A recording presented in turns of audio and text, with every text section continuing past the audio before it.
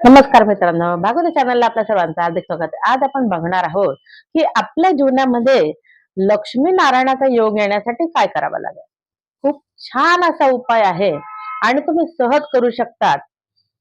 सोमवारी हा उपाय तुम्हाला करायचा आहे आणि सोमवारी महादेवाची ऊर्जा प्रचंड प्रमाणात असते, म्हणून सोमवारी शक्यतो हा उपाय करा. सोमवारी जर नाही शक्य झाला तर बुधवारी तुम्ही हा उपाय नक्कीच करू शकता.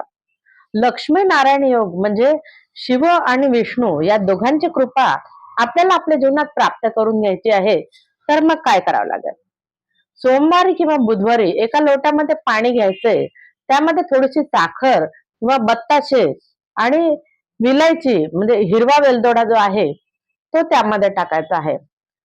जी साखर आहे, जो बत्तासा आहे, तो शुक्राचं प्रतिनिधित्व करतो आणि जी विलायची आहे, हिरवा वेलदोडा आहे, तो बुधाचं प्रतिनिधित्व करतो.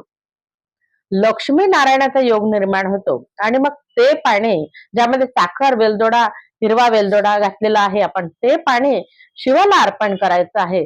ओम नमः शिवाय हा मंत्र म्हणायचा आहे.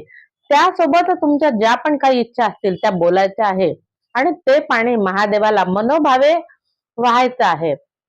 मग त्यामुळे लक्ष्मी नारायण असा हा योग निर्माण होतो की विष्णू आणि शिव या दोघांची कृपा प्राप्त होते.